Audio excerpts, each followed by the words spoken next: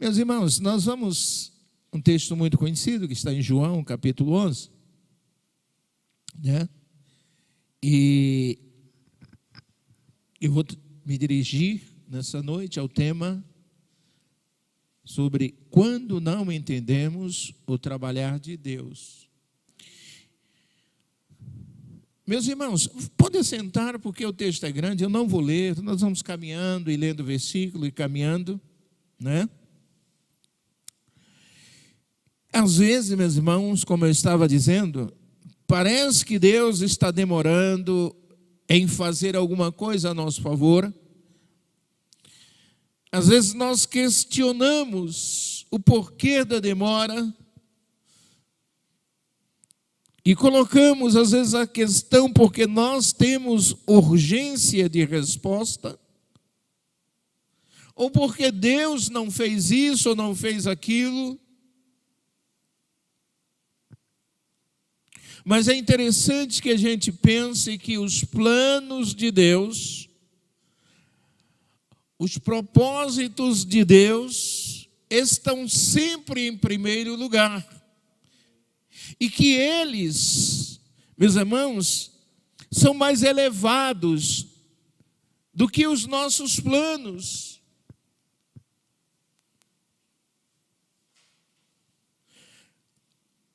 O Senhor Jesus falando com Pedro a respeito daquele momento que ele lavava os pés de Pedro e dos demais discípulos, ao chegar em Pedro, ele disse que ele não iria lavar os seus pés.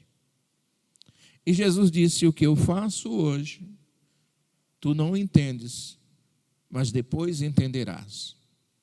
Há coisas que nós não entendemos no nosso tempo, no nosso momento, na nossa hora, mas que nós vamos entender mais adiante, meus irmãos, quando o Senhor concretizar a sua obra no sentido de nos atender, de nos socorrer ou de nos responder. E como nós devemos nos comportar nesta hora? Como nós devemos agir nessa hora? E a história que nós temos aqui a partir do verso 1 é que Lázaro estava enfermo.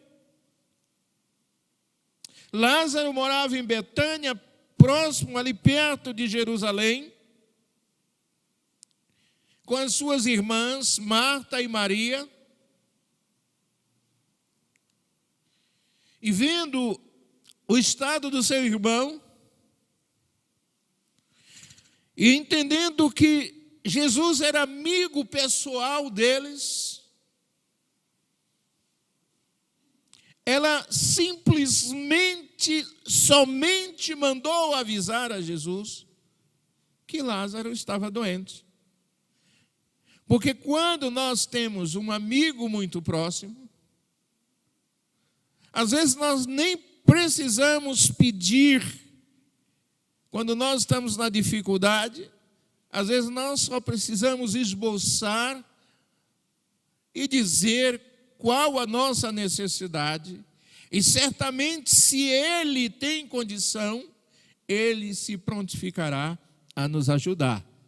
Se estivermos amigos na dimensão em que Jesus era amigo daquela família. Então Lázaro estava ali, doente, o texto não diz, mas para mandar chamar Jesus com tanta urgência, que o texto não fala de urgência, mas dá para, nas nuances das palavras, entender que havia uma urgência e, consequentemente, era uma enfermidade grave. A situação de Lázaro não era boa. E a expressão usada no versículo 3, quando mandado falar com Jesus, era assim: eis que está enfermo aquele a quem tu amas. E quando nós falamos assim, dá a entender que há uma afinidade muito forte. um relacionamento de amizade muito forte. Então, meus irmãos, aquele não era um aviso que elas estavam mandando, simplesmente um aviso. Era um pedido de socorro.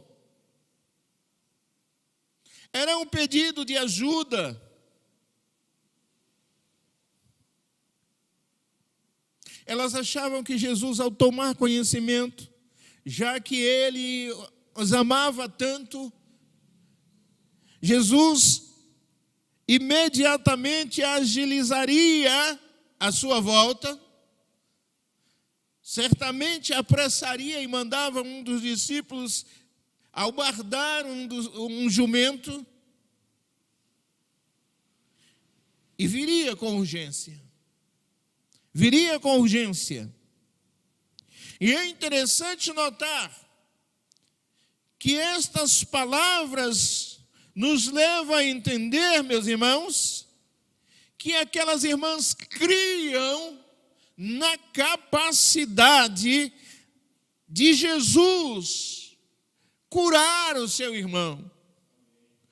Elas criam que Jesus podia salvar da morte o seu irmão que se encontrava moribundo.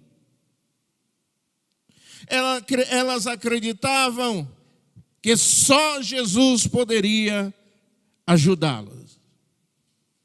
Naquele momento crítico, naquela situação difícil, porque afinal elas não só ouviam muito sobre o que Jesus fazia, mas sendo amigos de Jesus, certamente elas já haviam presenciado Jesus realizar alguns milagres. Então elas confiavam na capacidade de Jesus curar o seu irmão. Elas confiavam no amor de Jesus pelo seu irmão. E nós, meus irmãos, também acreditamos na capacidade de Jesus ainda hoje realizar milagres. Nós também confiamos no amor de Jesus. E quando as coisas fogem ao nosso controle, meus irmãos, nós não procuramos o amigo tal, o amigo A, B, C, nós não procuramos João, José, Maria Madalena, Pedro, Tiago, não. Nós invocamos o poder que há no nome de Jesus. Porque nós cremos e nós temos ouvidos, lido na palavra os milagres que Jesus fez. Nós temos ouvido falar de milagres que Jesus faz por aí ainda hoje. E nós mesmos já presenciamos Jesus realizar milagres entre nós. Irmãos, outros milagres nós poderíamos recordar aqui, trazer à existência, porque o Jesus do passado é o mesmo de hoje e será de amanhã e de sempre eternamente. Ele não mudou, ele continua fazendo milagres. O problema está em nós, em permanecer firme na nossa fé, independente de qualquer situação. Aquelas duas irmãs tinham grande confiança em Jesus. Exemplo para nós também depositarmos no Senhor essa grande confiança no seu poder, no seu amor, na sua amizade e no seu cuidado por nós. Então, meus irmãos, temos visto esses milagres. Não é milagres por atacado. Não é assim. Mas o Senhor faz milagres ainda no dia de hoje. E Ele sempre está pronto a nos atender, a nos socorrer, a nos ajudar sempre que o buscamos, meus irmãos. Jesus sempre está pronto a realizar algo extraordinário em nossa vida. no versículo 4, vocês vão notar que quando o mensageiro chegou, Jesus recebeu essa mensagem.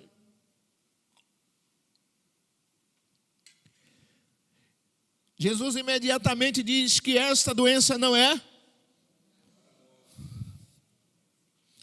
Jesus diz: esta doença não é para a morte. Meus irmãos, talvez ainda hoje alguém lendo esse texto fique em conflito, porque na verdade Lázaro morreu. Talvez não entenda o que Jesus estava dizendo. Na verdade, quando a gente lê esse texto todo, os discípulos não podiam entender essa palavra de Jesus aí. Tanto é que lendo o texto mais abaixo, você vai ver, não, Senhor, se ele está dormindo, ou se ele não vai morrer, então nós não precisamos ir para lá. Não, Senhor, aí Jesus diz, não, ele está somente dormindo. Se ele está dormindo, ele está bem. Senhor, se ele está vivo, está bem. Se morreu, não tem mais jeito. O Senhor sabe que ainda há pouco nós fugimos para aqui porque lá este povo queriam te apedrejar, queriam te matar. Vamos voltar para lá para morrer novamente?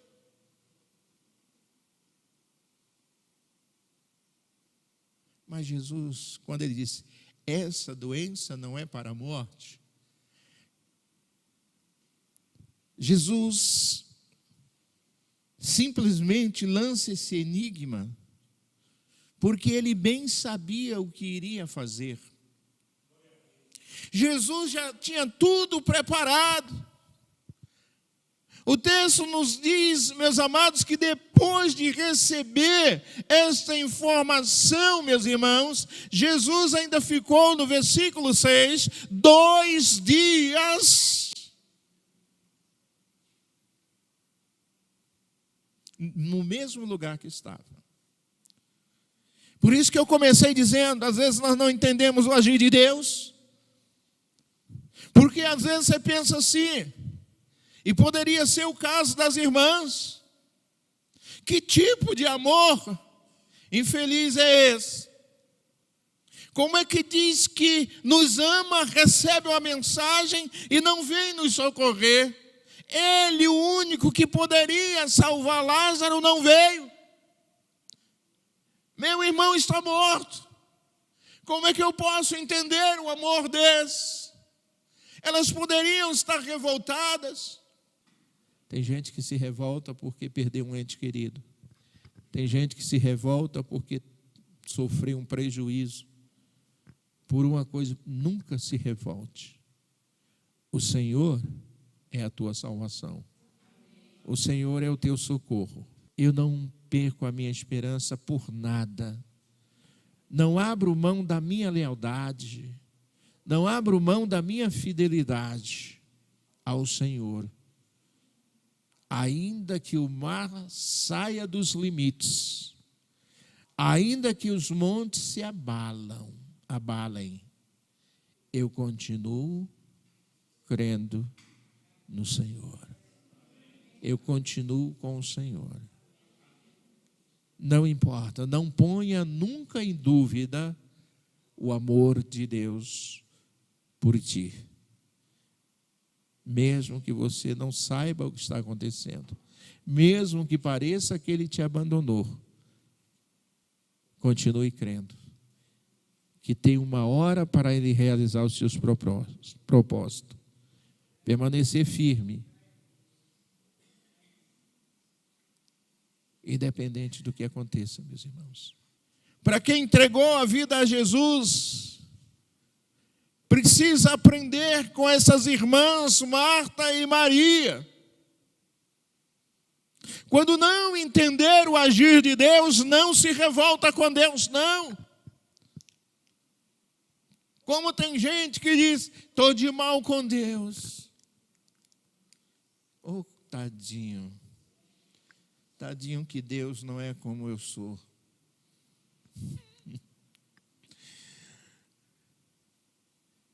Eu já vi liderança dizer que estava de mal com Deus.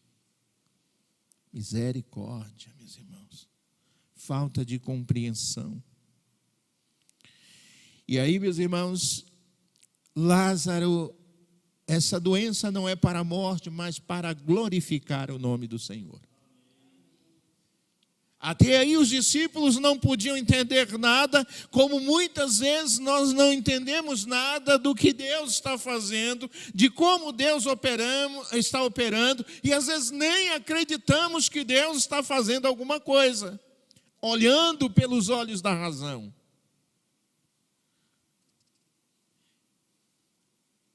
E Jesus fica lá 2 dias. A distância era um dia de viagem que o mensageiro gastou para ir até Jesus. Mais 2 dias, 3. E mais um dia de viagem de Jesus até chegar 4 dias. Que tipo de amor é esse? Quando densas nuvens carregadas, turvas, passam sobre a nossa cabeça, nos ameaçando, nos afligindo, e Ele não vem, e Ele não nos atendeu, e Ele não nos socorreu. Como é difícil, meus irmãos. Mas Jesus recebeu a notícia, e Jesus sabia, meus irmãos, que era costume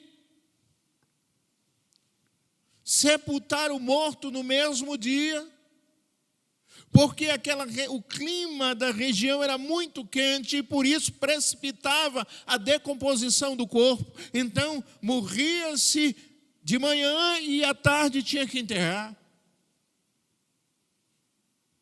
Então Jesus, ele sabia que Lázaro iria morrer. Ele esperou esse tempo de 4 dias de propósito. Deixa eu dizer, de propósito ele permitiu que Lázaro morresse, pois ele lá não foi socorrê-lo. E de propósito ele esperou completar 4 dias para chegar até as irmãs. E ele sabia que Lázaro já estava sepultado. E ele sabia que o 4º dia era o dia em que o corpo já estava em estado avançado de decomposição. Então ele esperou tudo isso acontecer. Sabia da aflição das irmãs, porque ficar 2 mulheres ou uma mulher sem um homem do lado, na cultura da época, era difícil viver. Então Jesus sabia de tudo isso. E Jesus sabe de tudo que você está passando. Jesus sabe de tudo que eu estou passando. Será que Ele é tão ruim assim? Será que Ele não vai nos socorrer? Será que Ele não vai nos atender? Será que Ele não vê as nossas aflições? Mas, meus irmãos, preste atenção, o que eu disse há pouco. Disse os discípulos, versículo 8. Rabi, ainda agora os judeus procuravam apedrejar-te e quer tornar para lá. Ainda há pouco eles queriam te matar. Então, meus irmãos, a razão pela qual Jesus estava atrasado ou atrasou, ou não veio socorrer, e ele permitiu que Lázaro morresse, e que ele chegou tarde demais para salvar Lázaro ao entendimento humano, tinha uma razão. Por que é que eles queriam matar Jesus? Por que é que eles queriam apedrejar Jesus? Porque a popularidade de Cristo crescia. Jesus trazia uma doutrina que eles não entendiam direito. Eles também, os líderes tinham medo de perder o poder, as vantagens que tinham por ocupar certos postos de destaque. Eles tinham o poder de manipular o povo, basta olhar na crucificação de Jesus. Eles manipularam o povo até o povo começar a gritar: crucifique, crucifique, crucifique. E ainda hoje é assim. Tem muita gente que não pensa, o vento está passando ali, muita gente gritando, ele não sabe por quê, mas se estiver dizendo crucifique, crucifique, ele entra no meio também, crucifique, crucifique. Não para pensar e escolher o que deve fazer e o que é certo. Então, meus irmãos, e eles também tinham medo que, com o crescimento da popularidade de Jesus, o imperador César mandasse expulsar a todos da religião judaica, das terras de Israel, e a nação deixasse de existir. Então é melhor a gente se livrar dele. Então Jesus estava volta e meia sempre mudando de lugar por essas questões. E já dá para perceber que havia muita incredulidade. As pessoas não acreditavam no que Jesus pregava. As pessoas não acreditavam que Jesus era o Filho de Deus, que era o Messias, o Salvador, enviado para salvá-los. Eles não acreditavam em nada disso.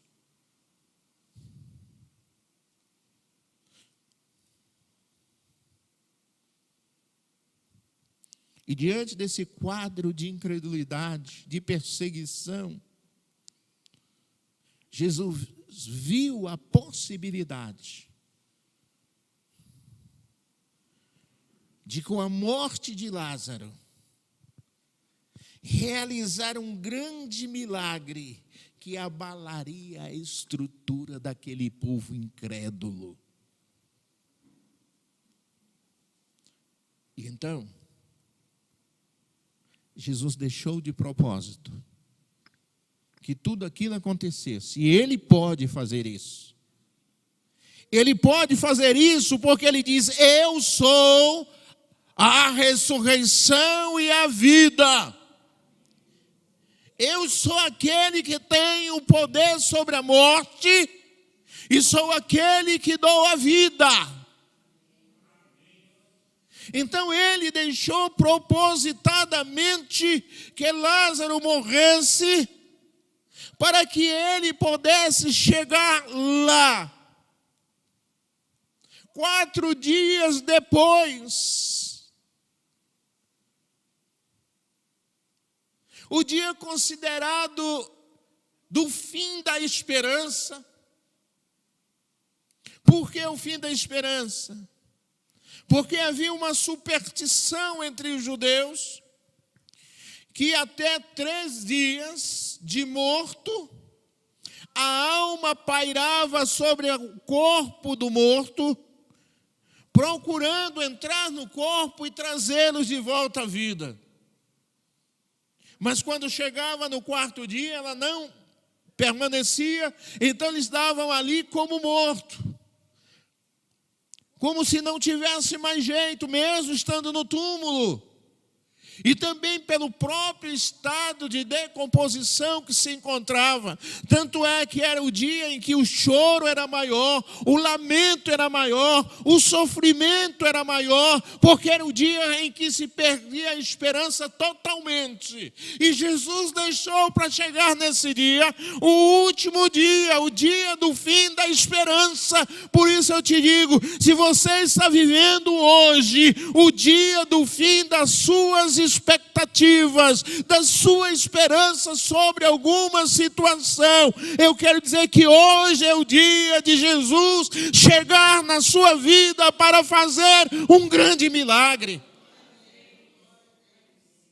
Não olhe, não pense: Jesus me abandonou, Ele não vai fazer nada, Ele não quer me ouvir, meu Deus, eu não presto, eu sou pecador, eu não valho nada. Porque não é por isso que Ele vai lhe atender, não. Se Jesus fosse olhar isso, Ele não atenderia ninguém. Mas é pela graça. É pela graça, pelo amor, que Ele nos atende. No quarto dia, corpo em decomposição avançada, não há mais nenhuma esperança dentro da superstição de que a alma ainda estaria ali presente. Fim da esperança. Não há mais o que esperar, tudo acabou. Chegou ao fim. Jesus chega. Mas o verso 18 e 19, meus irmãos, fala de Betânia. Betânia estava aí perto de Jerusalém. Tanto é que Jesus dormia em Betânia. De manhã vinha para Jerusalém, de tarde voltava para Betânia. E a família de Lázaro era muito conhecida. Era uma família proeminente na sociedade das redondezas, ali em Jerusalém. Ele gozava de simpatia do povo. Eles gozavam da simpatia do povo das redondezas. Então muitos vieram consolar Marta e Maria. E principalmente naquele quarto dia. Meus irmãos, deixa eu dizer aqui uma coisa. O muito que nós, às vezes, em certas situações, podemos fazer por uma pessoa é consolá-la.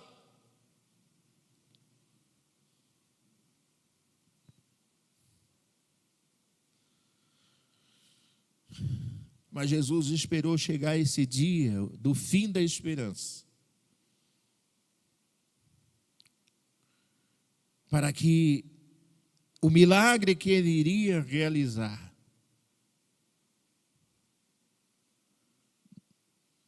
sobre ele não pairasse nenhuma dúvida sobre a sua grandeza, sobre a sua veracidade, para que não pairasse nenhuma dúvida sobre a divindade do poder de Cristo, e não pairasse nenhuma dúvida sobre a veracidade daquilo que ele pregava.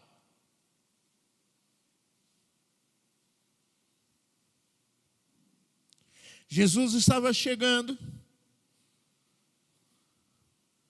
levando luz, porque Jesus é a luz do mundo, para levar luz a um povo que vivia em trevas, vivia na escuridão das trevas da ignorância espiritual, da cegueira espiritual, da falta de conhecimento de Deus. O povo que é descrito lá em Isaías como o povo que tem olhos, mas não veem, tem ouvidos, mas não ouvem, porque não entendem. Não entendia o que Jesus pregava, como hoje muita gente não entende o que se prega das Escrituras Sagradas. Mas Jesus, com este milagre, veio para lançar luz e dissipar essas trevas, para abrir os olhos destas pessoas, para que eles enxergassem a verdade que estava oculta aos seus olhos. Era a única maneira de tirar aquele povo daquela situação. O milagre da ressurreição. Então o atraso de Jesus tinha propósito definido, propósito específico. Ele estava controlando todas as coisas. Você pode dizer, mas meu Deus, como é que pode? A barragem não sei onde rompeu, matou não sei quantos. Você pode dizer, mas essa situação catastrófica na África. Você pode dizer, mas há muita gente morrendo de fome. Há isso e aquilo. A culpa não é do Senhor. A culpa é de uma sociedade pecadora, desorganizada, que se autodestrói.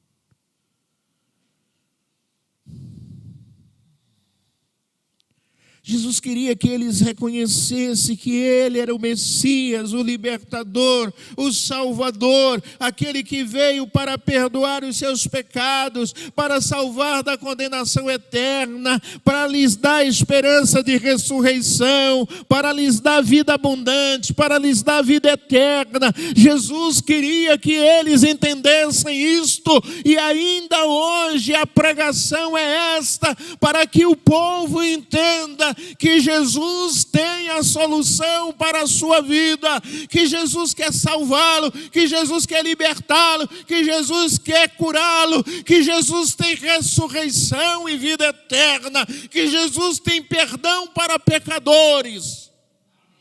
E Jesus tem solução para o que parece insolúvel.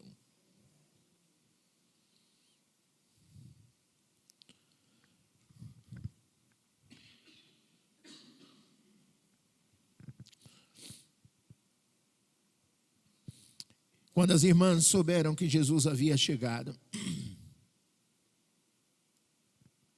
verso 20 a 22, elas correram em direção a Jesus. Elas deviam estar revoltadas como aquela que diz que estava de mal com Jesus, mas elas não. Elas mostraram respeito, reverência, amor, lealdade e fidelidade a Jesus, a despeito de tudo que estava acontecendo na vida delas. Elas correram em direção a Jesus, lançaram-se aos pés de Jesus, expressando o seu profundo respeito, a sua alegria por estar se encontrando com Ele, reverenciando como Ele merece. E em seguida elas expressaram a confiança que tinham quando mandaram chamar a Jesus, ao dizer: Senhor, nós cremos que se o Senhor estivesse aqui, o nosso irmão não teria morrido. Nós cremos no teu poder, na sua capacidade de salvar, na sua capacidade de curar. O Senhor, se fosse eu ou você, deveria ter vindo logo. Por que não veio? Mas elas não. E essas palavras revelam ainda grande fé, revelam ainda grande confiança, revelam esperança e reverência. Essas irmãs que poderiam estar frustradas porque as suas expectativas não foram atendidas. Elas poderiam estar revoltadas com Jesus porque Ele não veio logo. Mas elas não se comportaram assim.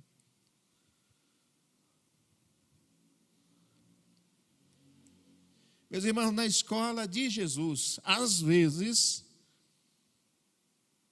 nós aprendemos através das provas. Porque as provas testam a nossa fé. As provas testam a nossa coragem. As provas testam a nossa confiança.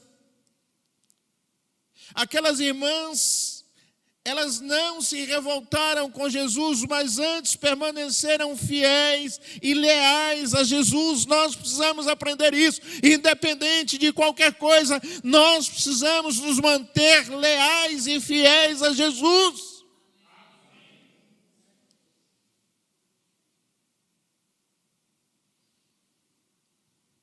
Jesus não priorizou a cura do grande amigo. Ele não se apressou, Ele não se interessou. Isso poderia fazer com que elas se sentissem pobre, coitada, e dissessem: olha, Senhor, nós nos sentimos abandonadas, largada a nossa própria sorte. O Senhor não quis nos atender, não quis nos socorrer. Nós sabemos que de onde o Senhor estava, dava tempo de chegar aqui.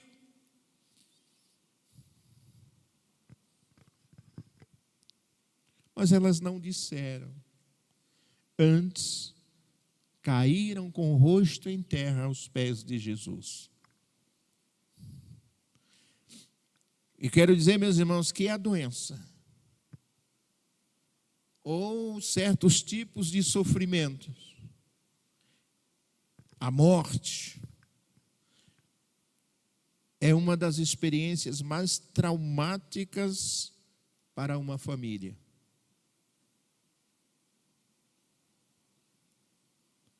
Ela nos impõe, essas situações nos impõem, a depender da gravidade, neste caso das irmãs. Essa situação nos põe em contato direto com a nossa fragilidade, com a nossa finitude. Nós não somos nada. Quem está vivo hoje pode não estar vivo daqui a 2 minutos. Estou dando muito.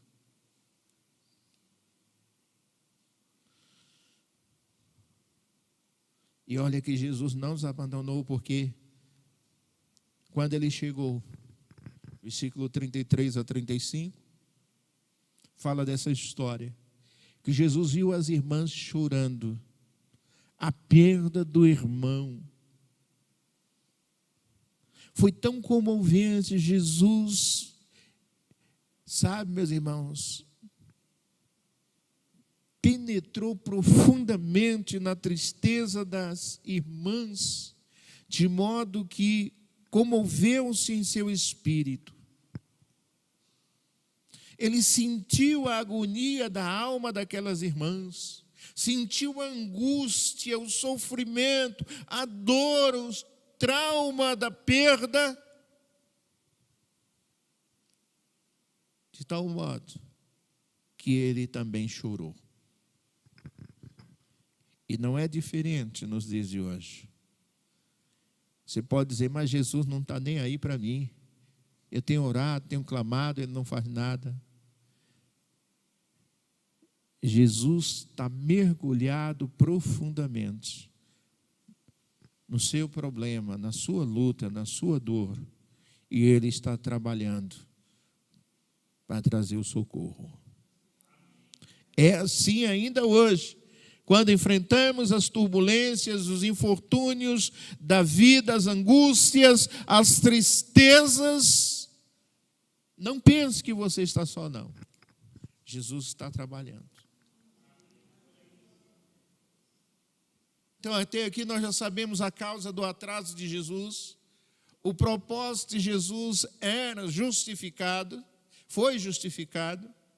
Ele estava no controle de tudo.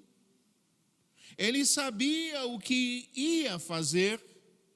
Em nenhum momento Jesus teve dúvida de que ele iria ressuscitar Lázaro. Ele sabia que ia fazer isso. Ele sabia que tinha poder e ainda hoje tem poder para fazer isso. Mas aí, versículo 39, ele vira para aquelas irmãs e diz, depois de chorar, e pergunta, onde está o corpo? E ele foi sepultado numa cova aberta numa pedra, uma gruta. E era costume vedar a entrada para que animais selvagens não fossem lá comer o corpo na madrugada. Botaram uma pedra grande ali e apontaram, está ali. Jesus olhou, e esse Jesus que tem poder para ressuscitar, tinha poder para ressuscitar Lázaro, poderia simplesmente e a pedra sair. Mas ele disse, tirai a pedra. Mas por que tirou a pedra? Por que ele não fez isso também? Uma hora ele deixa o irmão morrer, agora chega e diz, tirai a pedra. Senhor, não dá para tirar, tem 4 dias de morto, hoje é o dia em que o corpo está em estado avançado de decomposição. Olha, o odor é terrível, já cheira mal. Se tirar aquilo ali, ninguém vai aguentar aqui.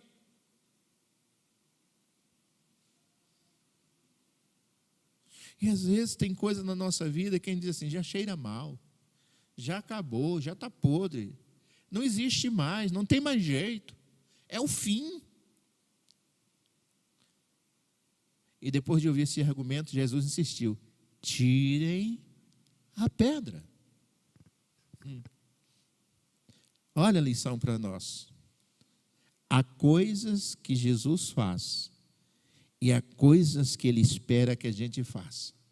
Há coisas que Ele manda fazer. E aquilo que você pode fazer, Ele não vai fazer.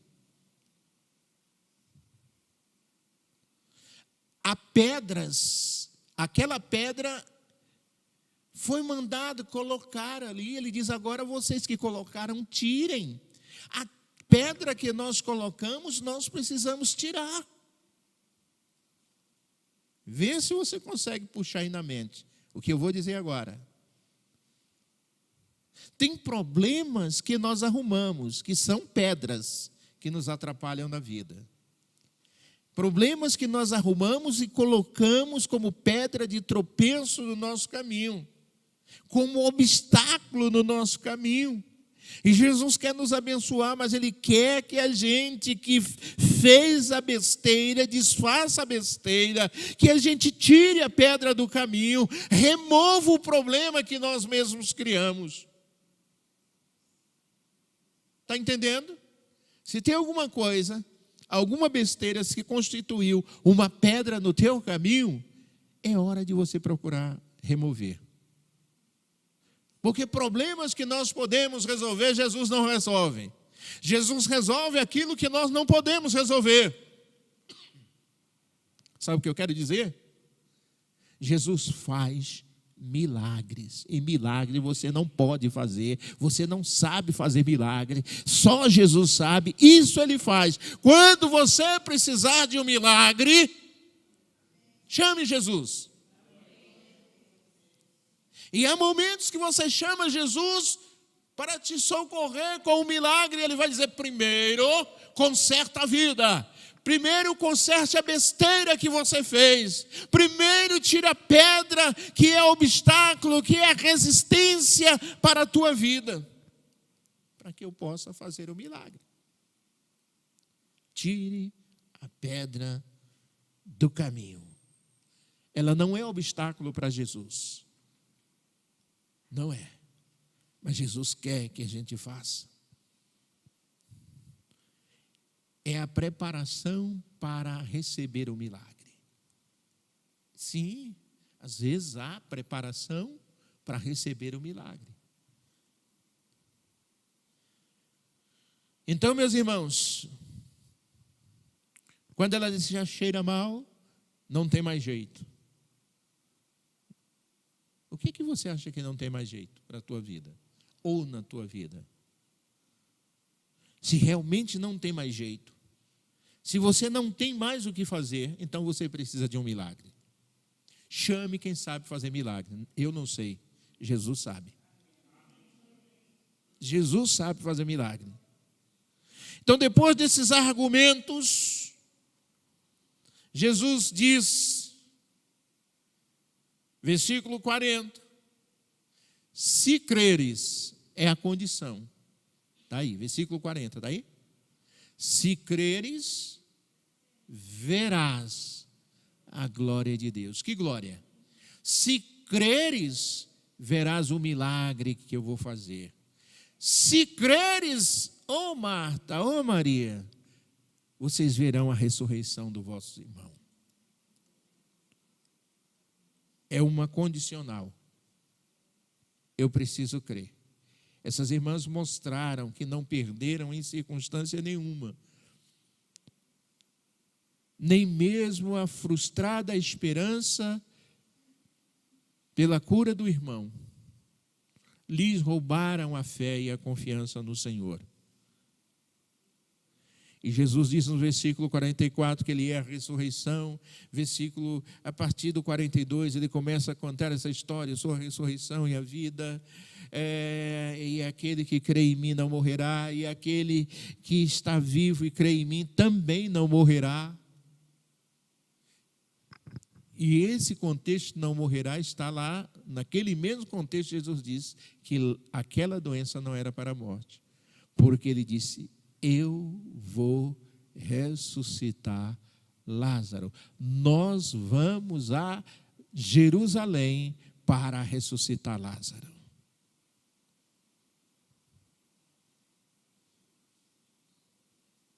Então Jesus, com muita convicção, clamou em alta voz: Lázaro, versículo 43, sai e vem para fora. E o grande milagre aconteceu.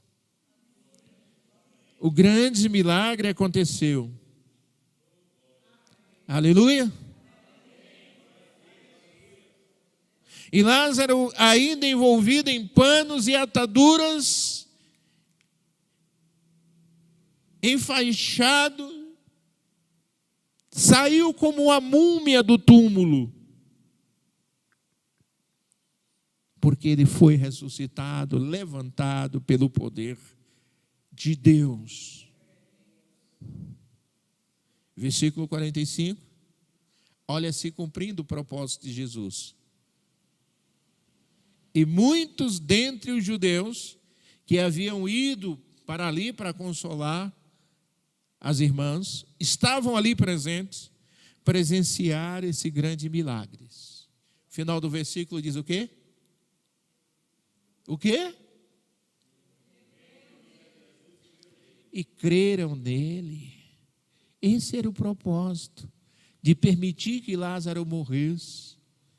Era a única forma, um grande milagre convenceria aquele povo de que Jesus era um enviado de Deus, o Salvador, o Messias, o Filho de Deus, o Redentor, aquele que tem poder sobre a morte, aquele que tem poder sobre a vida, aquele que tem poder sobre o inferno. Jesus diz em Apocalipse, depois da sua ressurreição, diz: eu tenho a chave da morte e do inferno.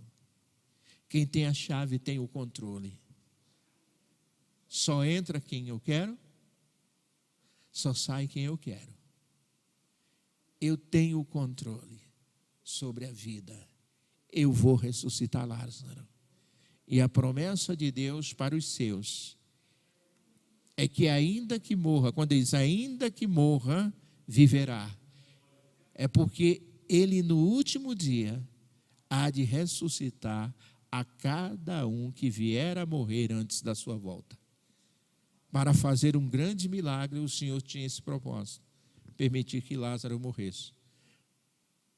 Mas ele sabia que tinha o controle de tudo. Quando você não entender o que está acontecendo na sua vida, quando você não entender o aparente silêncio de Deus, pense, Ele sabe de tudo e tem o controle de tudo. Coloque no coração este selo: Jesus, a minha maior esperança.